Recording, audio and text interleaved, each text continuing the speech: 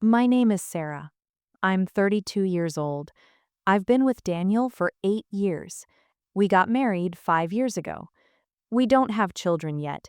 We always said we were waiting for the right time. Now I wonder if that time will ever come. 3 months ago, something changed. At first, I thought I was imagining it. Small things. He started checking his phone more. He smiled at the screen, then quickly locked it when I came near. He said it was work. I believed him. Then he forgot. Our anniversary. September 12th. We always celebrated. Always. That morning, I woke up early. I made his favorite breakfast, pancakes with blueberries. I wore the necklace he gave me on our first anniversary. I waited. He came downstairs, kissed my forehead without looking at me, grabbed his coffee, and said, "Big meeting today. I'll be home late." And he left. Just like that. No happy anniversary, no flowers, no us. I sat at the table alone. The pancakes got cold. My heart got colder. I told myself, he's stressed, he's busy, he'll remember later. But he didn't. That night, he came home at 11 p.m. He ate leftover pizza, watched TV, fell asleep on the couch. I sat next to him and whispered, "Do you know what today was?" He didn't hear me. Or maybe he did. The next week, he forgot my birthday, October 3rd. I didn't make breakfast this time. I didn't wear anything special. I just waited to see if he would remember on his own. He didn't. He left for work, came home, said nothing. That night, I cried in the bathroom with the shower running so he wouldn't hear. My best friend, Emma, called. "How was your birthday?" she asked.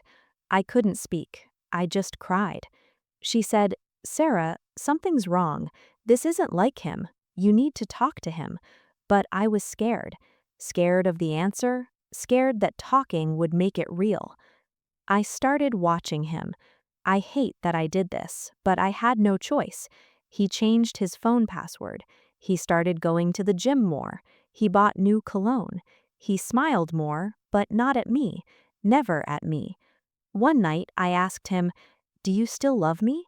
He looked surprised, annoyed even. "Of course I do," he said. "Why would you ask that?" I said, "Because you forgot our anniversary. You forgot my birthday. You barely look at me anymore." He sighed, a long, tired sigh. "I'm under a lot of pressure at work. I'm sorry. I'll do better." I wanted to believe him. I really did. So I tried harder. I cooked his favorite meals. I suggested date nights. I bought tickets to a concert he wanted to see. But every time he had an excuse. Too tired. Big project. Maybe next month. Next month never came. 2 weeks ago, I decided to surprise him at work. I made lunch, his favorite sandwich from the deli he loves. I got to his office building and texted him, "I'm downstairs, brought you lunch." He replied immediately, "I'm in a meeting, can't come down, sorry." But here's the thing. I looked up. Through the glass windows on the second floor, I saw him.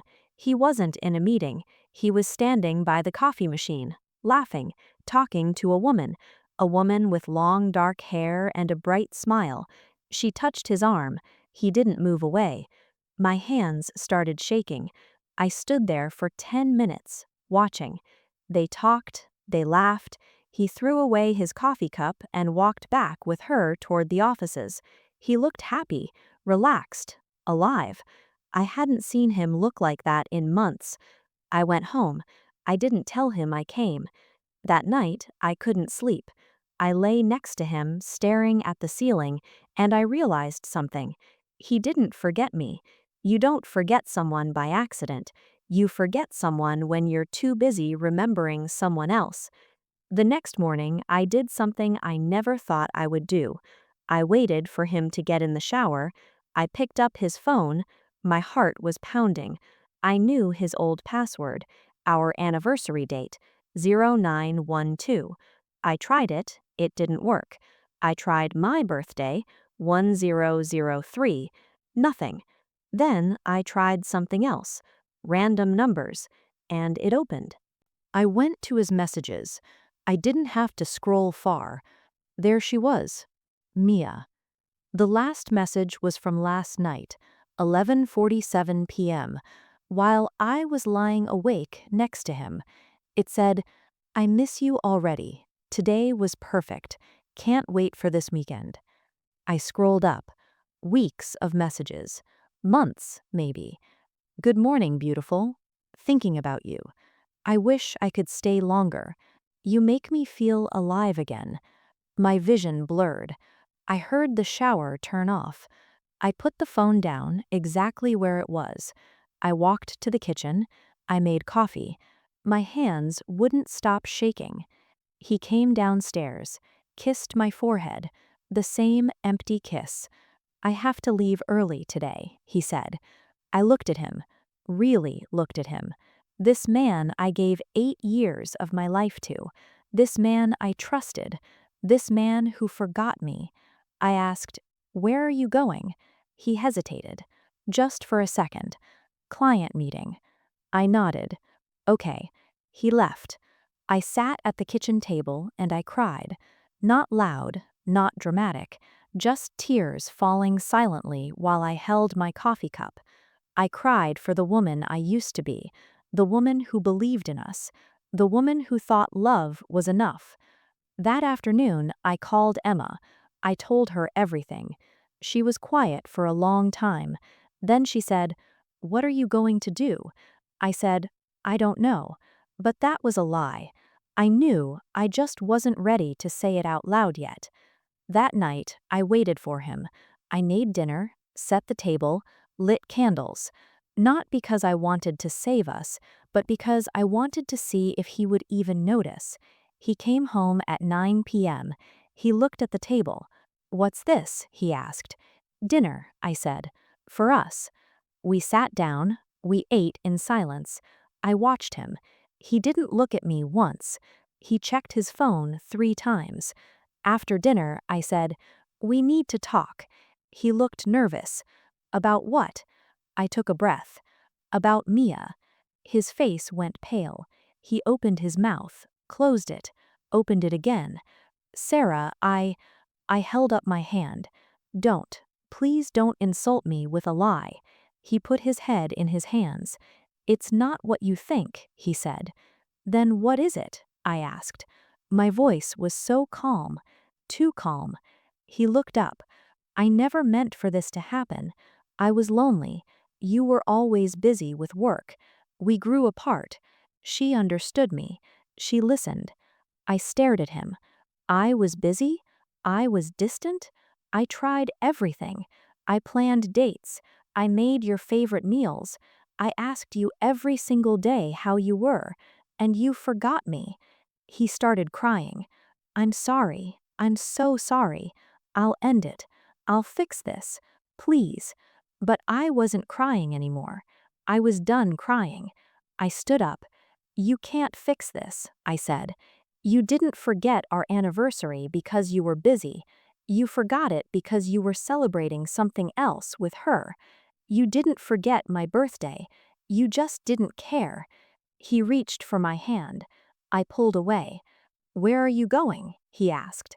"I don't know," I said. "But I can't stay here. Not tonight. Not anymore." I walked upstairs. I packed a bag. He followed me. "Sarah, please, don't leave. We can work through this." I turned around. "You already left," I said. "You left months ago. You just forgot to tell me." I picked up my bag. I walked past him, down the stairs, out the door.